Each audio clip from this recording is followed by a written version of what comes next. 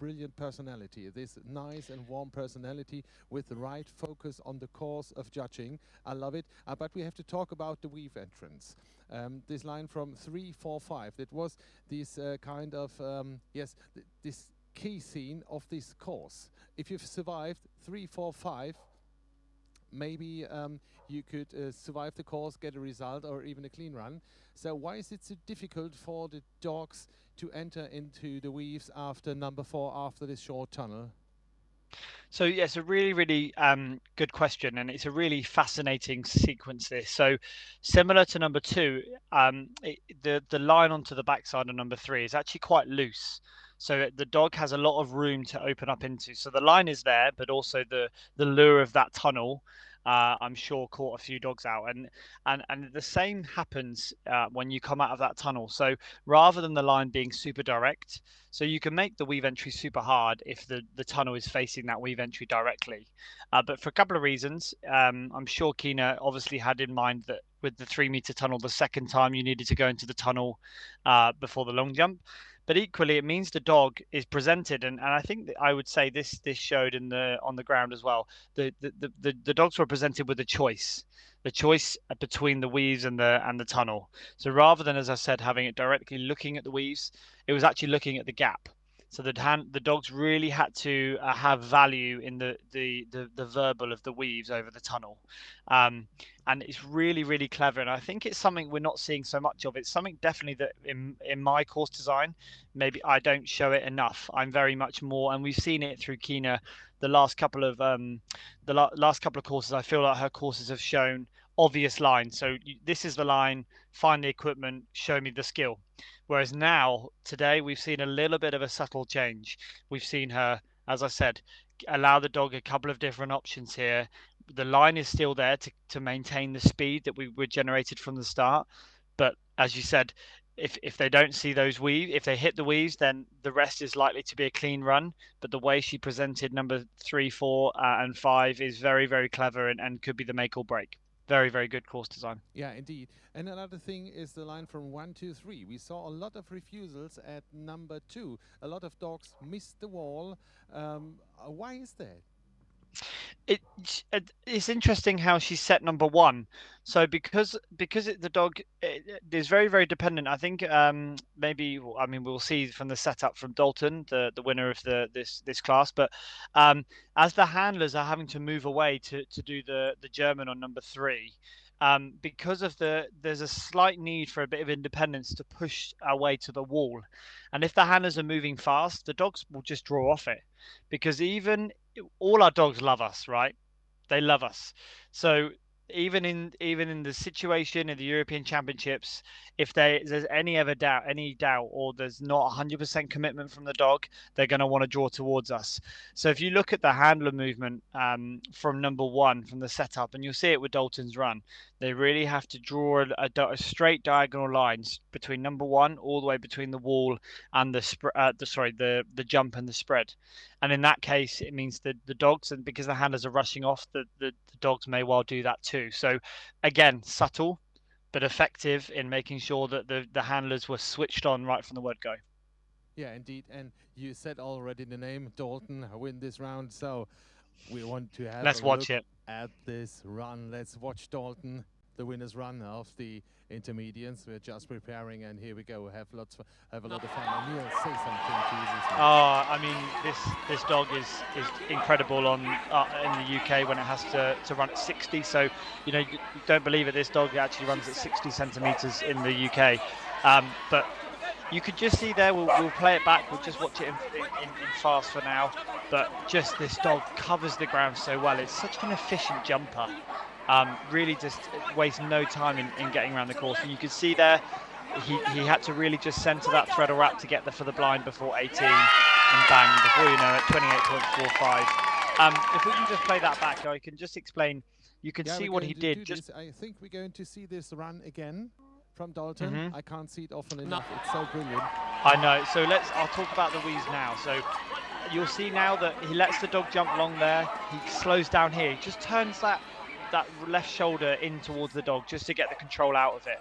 And here again, so he gets the blind in before the tunnel, so he trusted the dog. He felt he could get there. He was quick enough to push back rather than do the blind after the tunnel.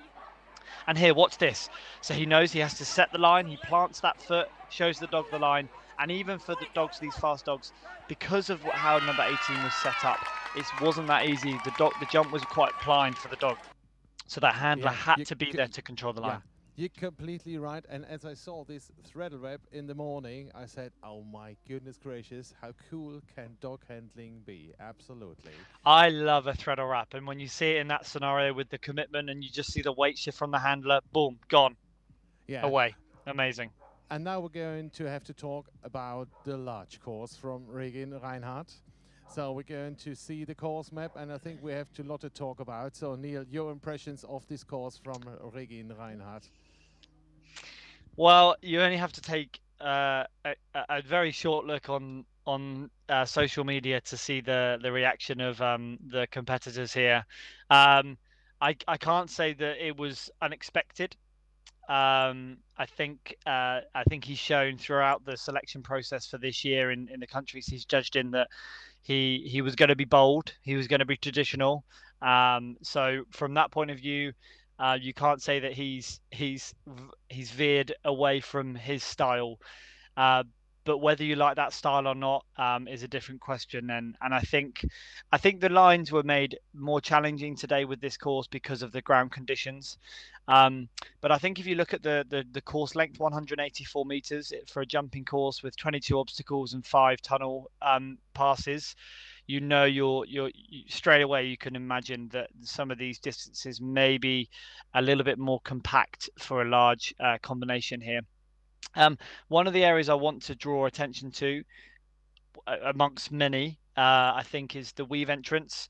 So, and the weave entrance here between 5 and 6, but also the combination after the wall 16, 17, and 18. I think they, for me, are critical. I think, particularly for large dogs on 4 foot bars, the handler had to be there to impose themselves on the exit line.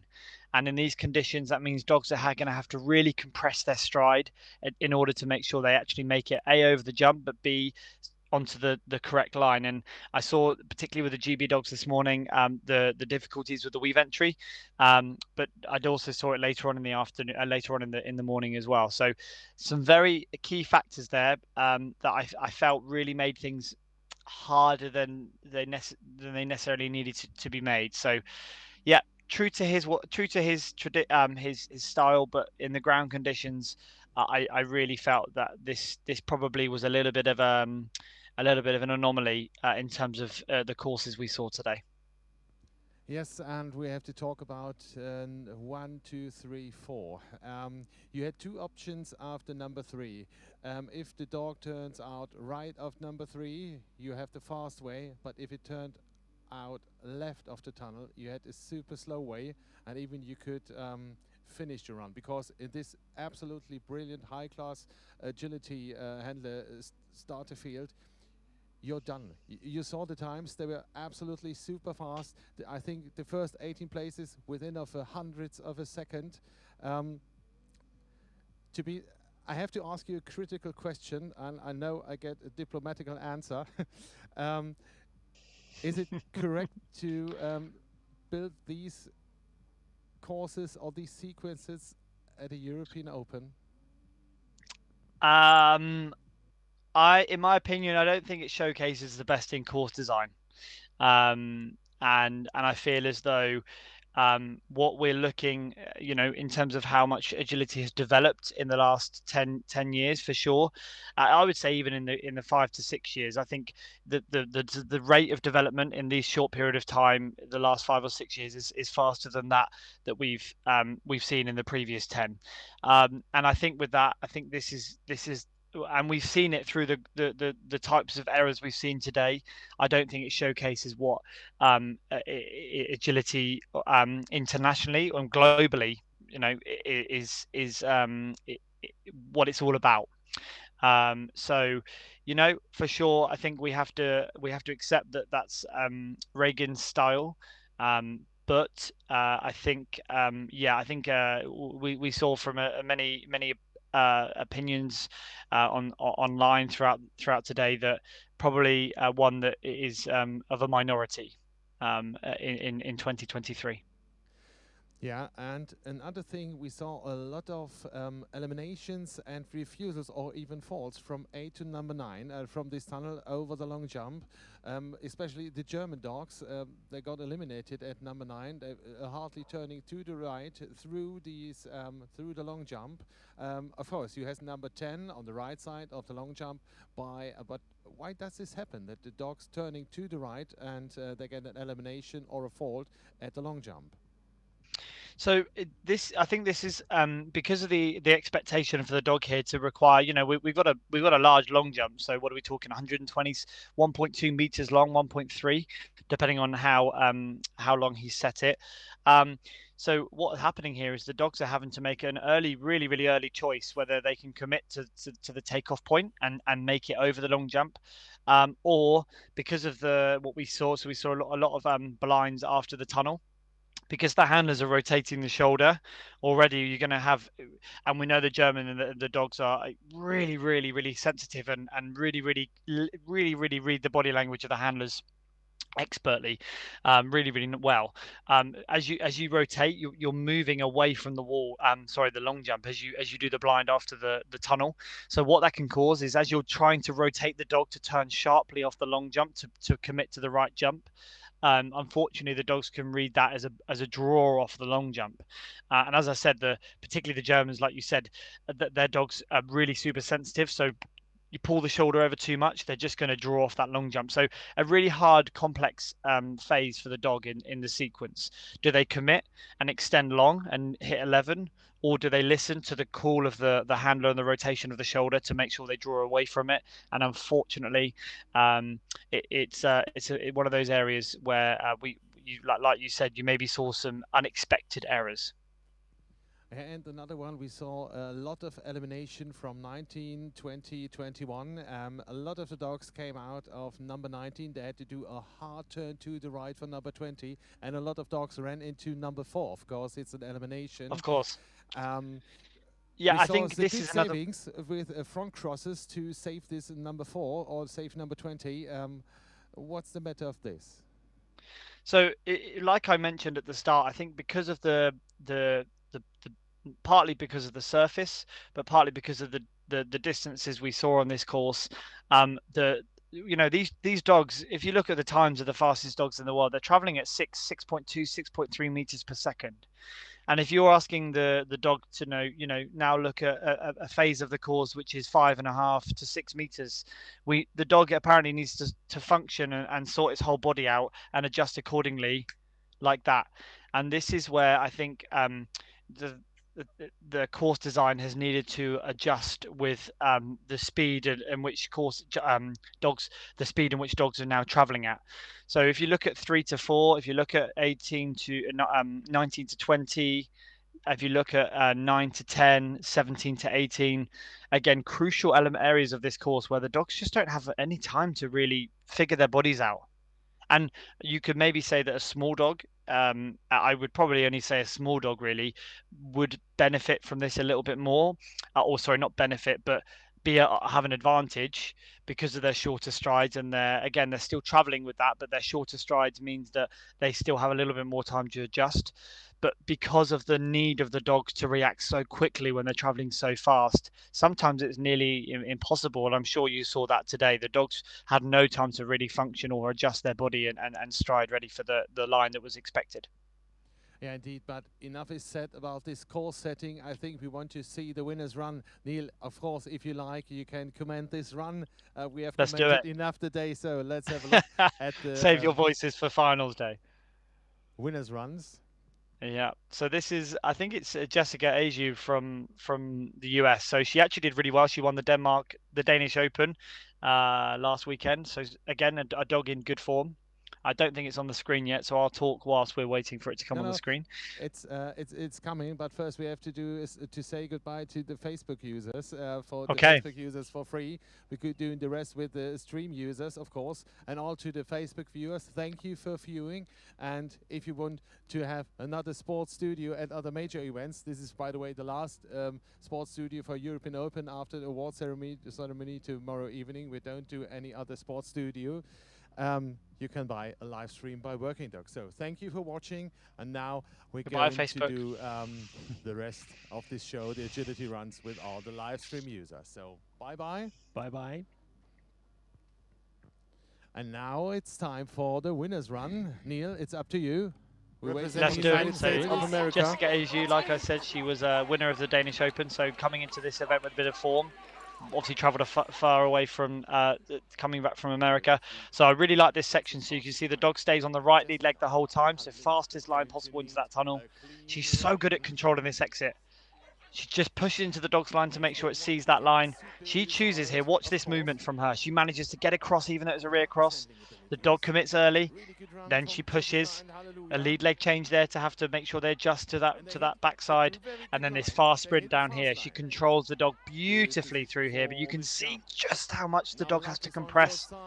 And before you know it, 33.3 seconds. The dog sees that last line. And you can just see that even in that those three obstacles, 20, 21, and 22, how the dog, as it picks up speed through the fast section of the course as the jumps open up, the jump distances stay the same. So actually, the last jump she takes, 21 to 22, she has a really small stride. Yep.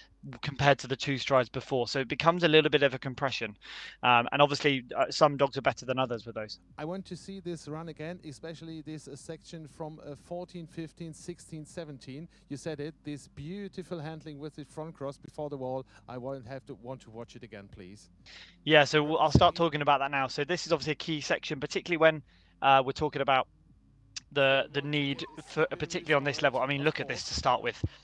And I think actually the late blind there actually helps the dog commit to the correct line on the long jump. But let's see here. So you can see here she's already queuing into this front cross. Look, this left arm's across. It's just done so nicely.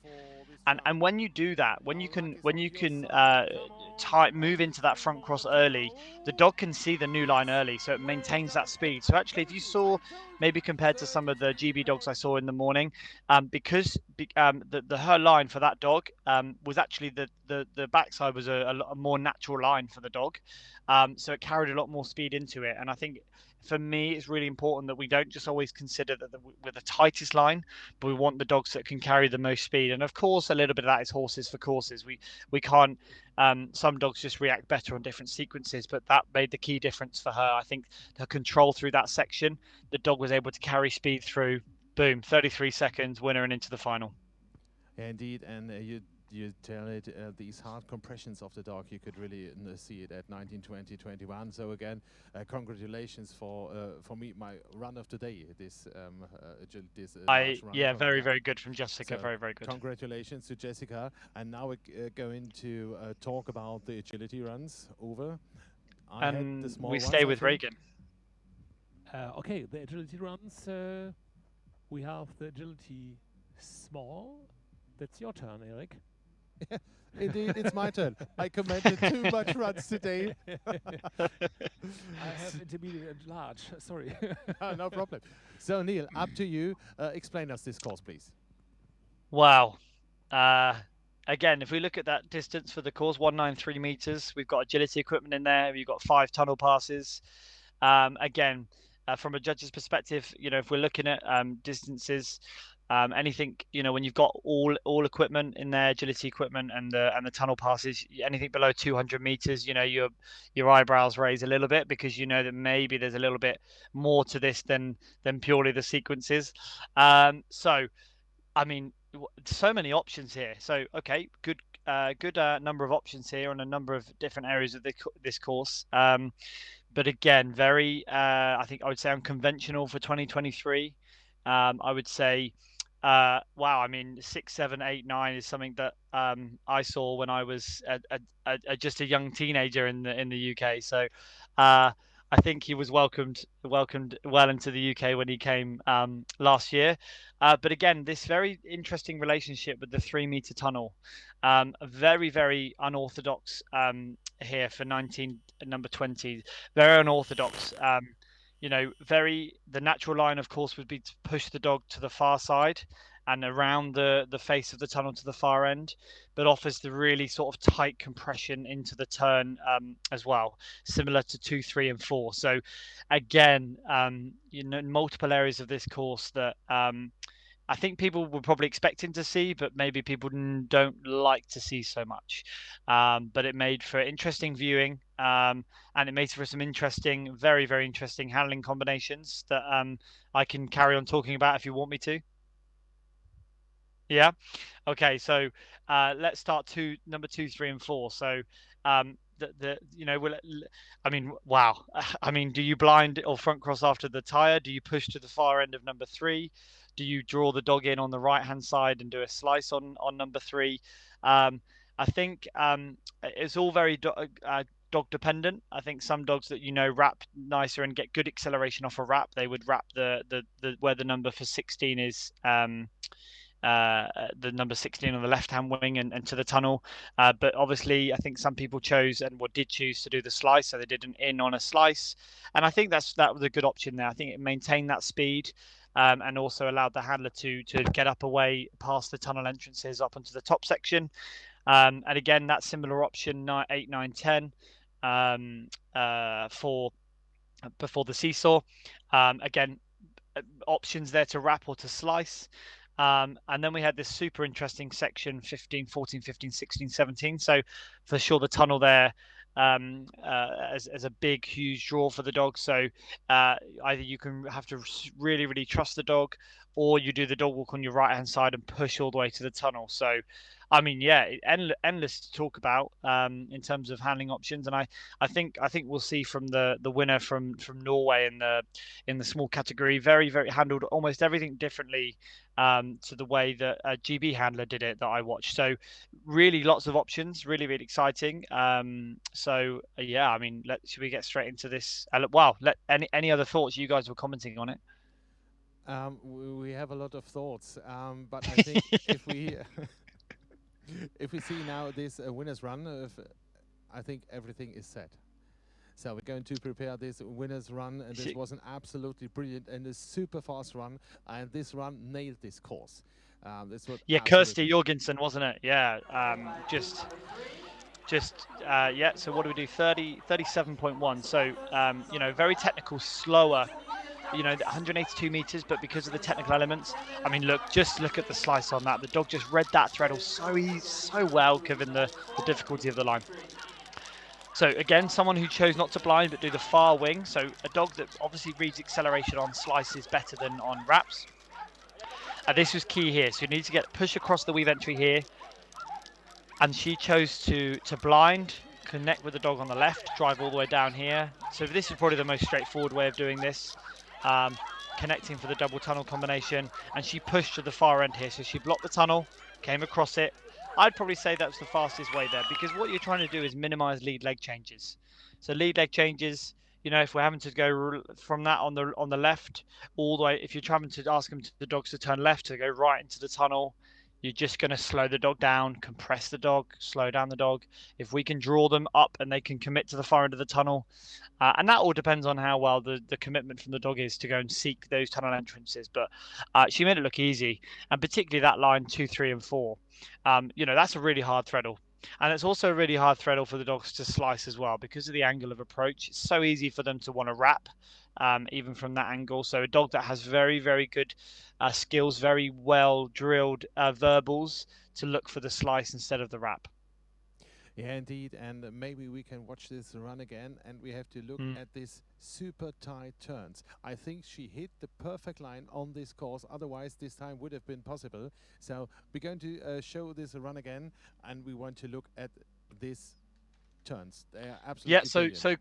So compared to like Keena's course, where tight turns is not a priority, this was a priority. So let's just look 1, 2, and 3. So watch how the dog turns, takes that collection stride before the tire, Goodness me. And again at the top, so we watch how fast it takes this trio of jumps, and then boom, she's connecting with the dog already, just turns on a sixpence, turns on a wing edge. Just beautiful, beautiful movement.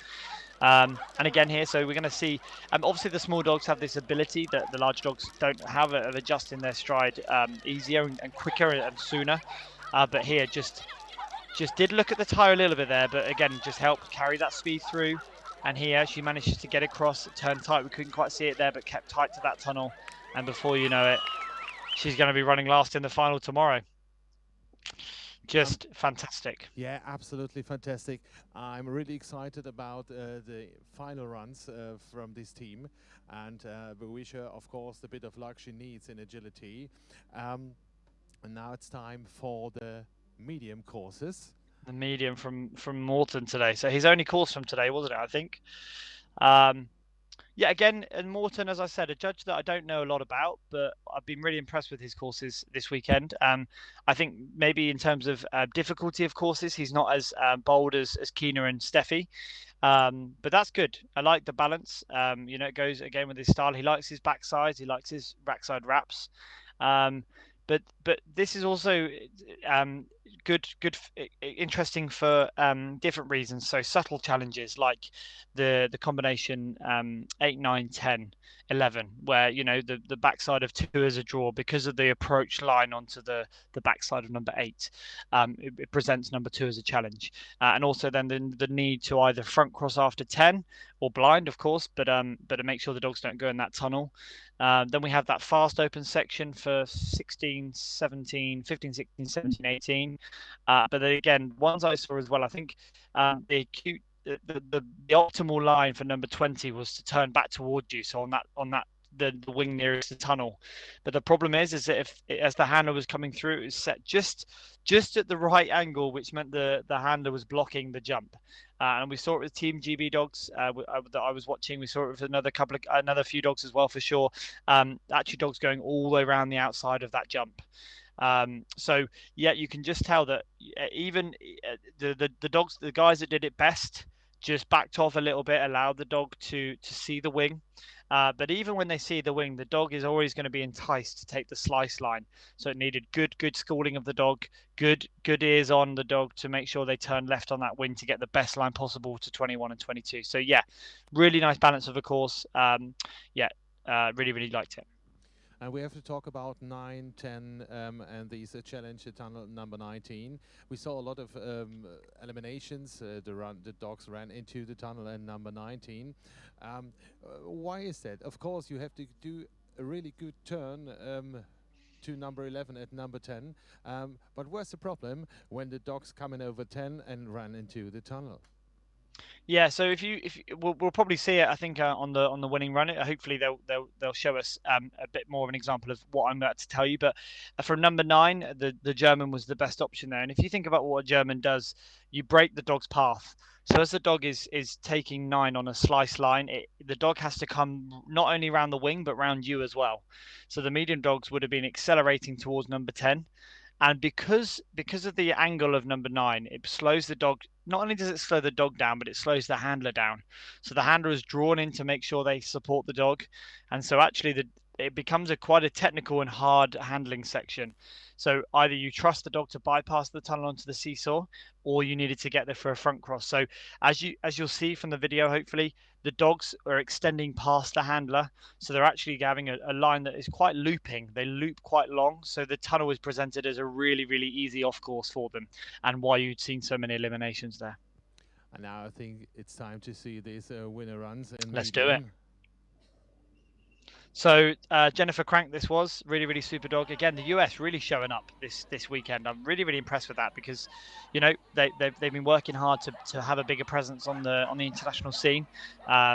So really, really, I think a not so hard start, but this is where it gets interesting. So you can see they have to really control that, and then here she chose to do a ketchka there, so to really draw the dog. And again, she multiple options there, but she chose to blind after the seesaw. I like the option of staying this side just to make sure the dog doesn't see the backside of number 17. She controlled this well, did the German, got the control, and you can see here, look, she just backs off.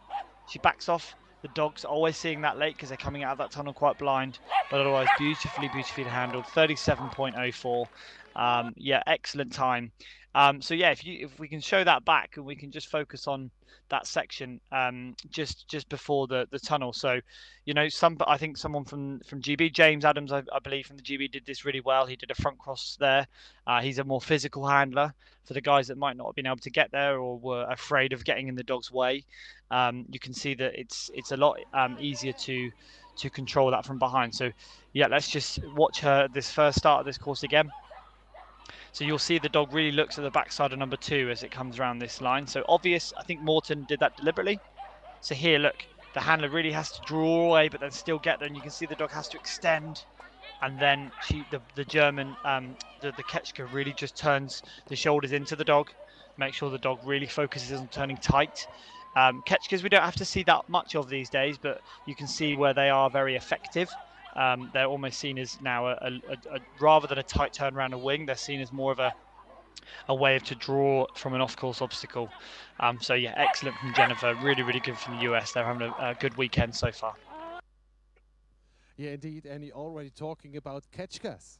Jürgen Ketschka, the founder of this thing, is a friend of us, and he's already watching. So, Neil, you can say hello to Jürgen. Hello. Well, we can see. Hey, Jürgen. I think a fun fact. This is the only agility handler with a Wikipedia log. No so way. Everyone knows what a Ketchka is. The worst thing about a Ketchka is how you spell it. How you spell it. And I think people are now abbreviating it to K-turn just to make it really easy to say. Not for German people. Okay, we're done with the mediums. Really nice run, and of course, congratulations again to all the winners. And now, Uwe, it's your turn. We have intermediate and large ones. Now, the intermediate, it's a really nice and also challenging course from Steffi Semkart too. And yeah, now I think we have a look to the course plan. Please give us the course plan. Yes. Yeah, What's your so opinion? wow, I think we'll talk about these for the last two. If you can be gutsy, if you can be bold with your handling, you can have some really good outcomes here. So multiple handling options for 4 to 7, really fast line for dog and handlers, and even we carry on 8 to 14. So this course is littered with just a variable handling options. I think if we just talk about number 4 to 7, I think the best I saw for the guys was either as a rear cross or as a blind after number 6. But I think the rear cross works really nicely here on 7 because you can control the wall a little bit. And what we're looking for is that lead leg change after the wall. So if the dog sees a blind, it's going to accelerate with lots of speed towards number 7. If the handler's decelerating, and cueing the right tight turn on number 7, then we're going to get a really good outcome there. So really cool line there. If you needed to create a bit more speed or you wanted to be bold, you can get there for a blind. And we saw a number of handling options here, 9, 10, 11. For me, I think the threader wrap is the option here. And I spoke about those Ketchkas that we saw from one of the jumping this morning. I think it's Keena's actually from the intermediate jumping. From this one, you can see that this is a more conventional threader wrap. And we'll see that on the course plan, I think, when we see the dog running. But after that sequence, there's lots of options here. I think personally the German after 13 was the way to go, just to make sure you're up there to support the threadle on 15. And yeah, just a beautiful course, balanced approach to it. And yeah, overall just saw some fantastic runs. Yeah, we saw many fantastic runs and we saw many Ketchka. It's really interesting in this course. And I don't have a point because we have many cool runs and we have refusals and falls at the different points. No point in this course which is really critical, and now I think it's time to look the winner's run, and Of course, you want to watch that because it's one of your favorites again, is it not? Yeah. maybe. Hey, I'm gonna say it. How I'm do gonna you say it know again that? because I'm gonna say it again. I said it at the start of the weekend, I think, and I said this when I saw her in January. She could really win this. She could really win this weekend, Ariana Viber. You know, she's got some competition from GB, so I'm not gonna say that it's home and dry yet. And there's a lot of other competitions out there, but let's see her have her second winning run from the weekend.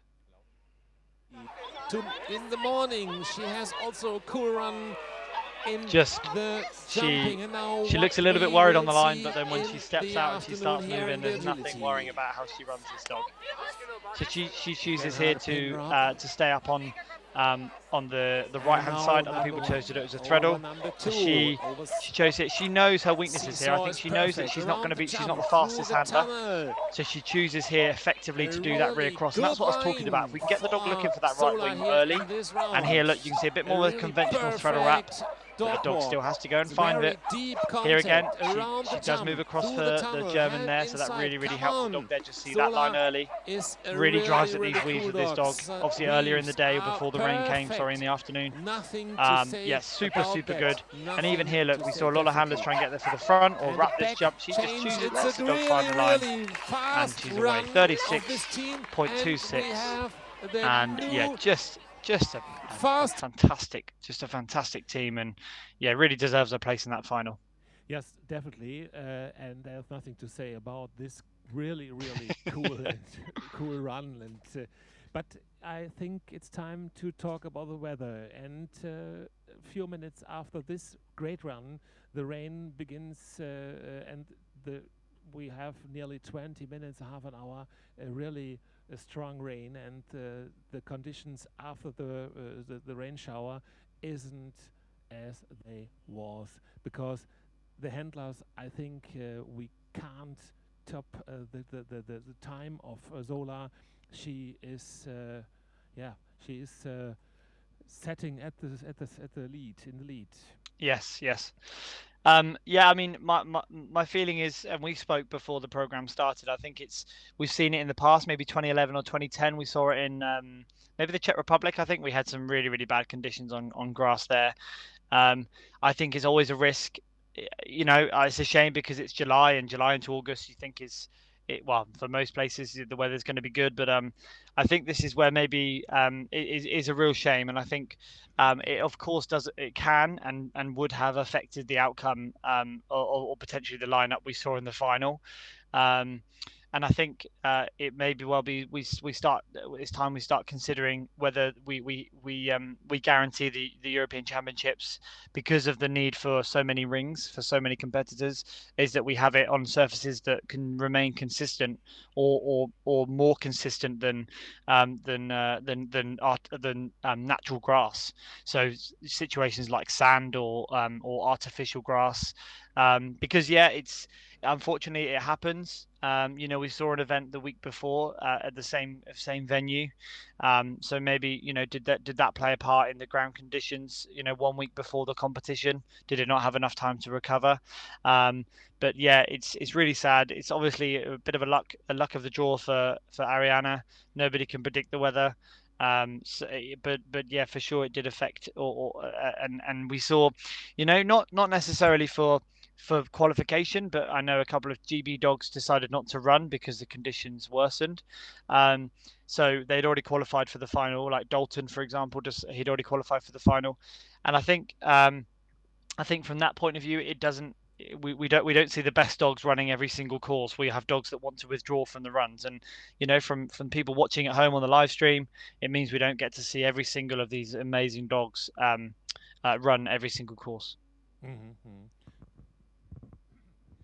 I think it's all about the intermediate agility. Let's have a look to the agility large. And it's an also challenging a nice course of Esa Murka from Finland. And what's your thoughts about this? Yeah, so last one we're going to look at. I actually think this is one of my, alongside Keena's and Steffi's, I think this is one of my favourite courses this weekend.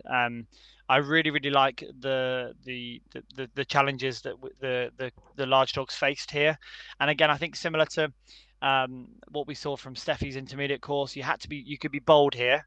There's a number of opportunities here for some really cool blinds to really help accelerate the dog and reduce the amount of deceleration we see from the dog.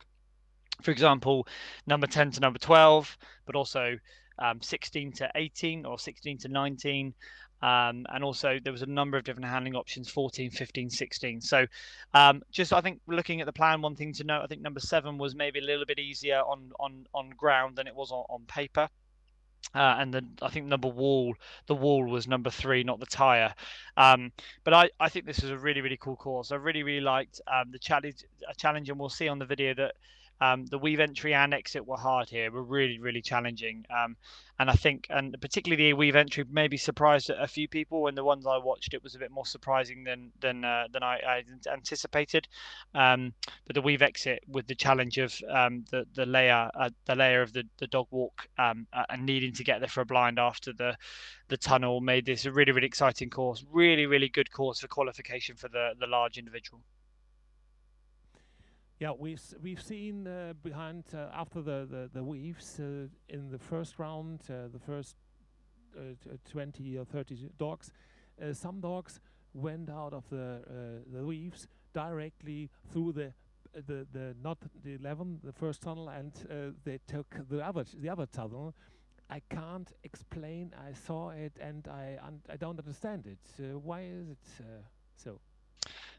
So yeah, it's a really good question. So what happens is that if we look at and we'll see from the video and the guys that were watching it during the day, I think the video angle really helps to see what happens. And if you see as I think the weaves are also not quite at the angle that it shows on the paper. So what we saw was the dogs taking that first big stride after the weave exit, and number 11 actually was a bit blind. So because you can see that from the angle the dog comes out of the weaves, the most obvious tunnel to look at when the handler is shouting tunnel is number 4. And I think it's really interesting that even with the handler moving away to get the blind in after 12, yet when they took that first stride out, the handlers were shouting tunnel, and that you can see that actually the where number 11 starts on the tunnel is actually set back slightly from the other one, so it's not as prominent. You know, if you had the tunnel really sticking out as much towards the weaves as possible, it might be a slightly different. But yeah, it was, again, whether ESSA intended for it to be as much of a difficulty, you know, you're not sure. Sometimes our dogs see and do little, sometimes crazy things or interesting things. But yeah, really subtle. But it was really interesting to watch the dogs clock onto that tunnel first, and then note that the handler was actually running, you know, more to their right, and so connected with the correct one. Yes, it's right. The angle is you're right, is not the same like on paper in reality. We have many options, saw at 12, 13, 14 to around to number 15. There we have many different versions in this round. Yeah, I think I really liked or enjoyed watching the guys that did a rear cross off number 14. I think we spoke about it with Ariana's run in the intermediate. I think you could see that you know, only the fastest and smoothest handlers were able to blind and also show the correct side of the jump. Otherwise, you send the dogs to the back side of number 14, because the dog is having to move around you as you do your blind. So it just creates that bit more restriction on what the handlers the dog can see. But with that, then, you know, depending on what you chose to do after number 18, whether you chose to blind after number 18 or rear cross the seesaw, it may well have made a difference to what you chose to do on number 17. So we saw some threader wraps on 17. We saw some handlers blinding after the tunnel on number 15. Yeah, I think for me, I would have liked to have stayed on the right hand side and did a backside wrap and pushed down. I think there's not enough benefit for me. There's a big run there, and when you're tired, I think there's a high risk that you don't make the blind there. So I would make sure that I connected with the dog super early off number 15, got a super fast line onto the wrap on 17, and then supported them into that tunnel. So yeah, a really, really cool course. I really liked it. Really, really liked it. Yeah, and one point you spoke about that, the tunnel number 18 to the seesaw. The seesaw is a little bit other angle in the reality, like as here on the paper. And Okay. many handlers have the problem that the dog avoid the seesaw, and they get refusal. And when Yeah, so they didn't quite see it maybe as they came off the tunnel, particularly if the handler's a bit behind them. Yeah, you really had to be in an optimal position when you come off number 17 to make sure the dogs can see that seesaw. So yeah, a little bit of a subtle challenge right at the death of that course, and it makes for a very interesting viewing. Yeah, okay. Let's have a look to the winners run. I think the guy from Italy, I think the this next was, one wasn't it? from Yeah, Italy, Emanuele Mondati and Yama. So this He is is Yama from so Italy. I think I mean, come on, in European Championships, your run's got to be good to win here, and we're going to see why. So gets the front cross in there. I think that's the best option there to control that line. So sends and he goes. And chooses here to blind. So I think the blind's really, really good there because it obviously indicates that the correct side of that jump. The dog's going to be turning into you. He controls the entrance and already starts moving away. He gets the blind in here a little bit late, but still makes it. I think here he hesitates slightly. He goes, yeah, he draws himself in, which he did really nicely there. He blinds there as well. Again, so he's here. Good commitment from the dog to that backside. He drives in. He gets there for the blind. So super physical handler here, able to hit all the marks, and that's what I spoke about at the start of this. 37.3. Well, that's what I spoke about at the start here. Is if you're able to be bold and you're a fast handler and you're committed to getting those blinds in, you can create some super slick, super smooth, super fast lines, and that's going to pay dividends in the rankings. Yeah. That's it. Okay. Perfect. Thank you. Okay, ladies and gentlemen, we are done. We showed you all of the winner runs of the day. You have a look at the courses together with our expert Neil Ellis. So Neil, thank you very much for doing this.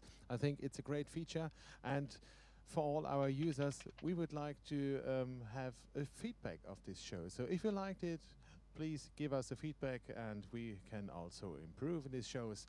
And now we are done. Tomorrow, after the award ceremony, when we know which team is the new European champion in team and individual, we don't do this review because everybody wants to go home, to be honest.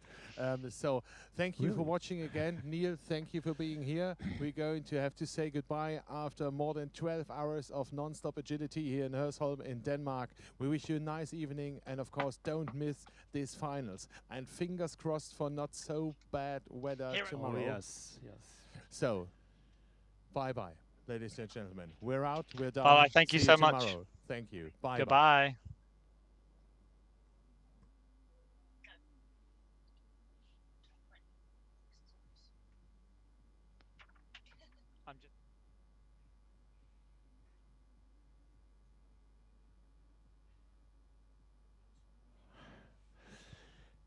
Ready? That was it.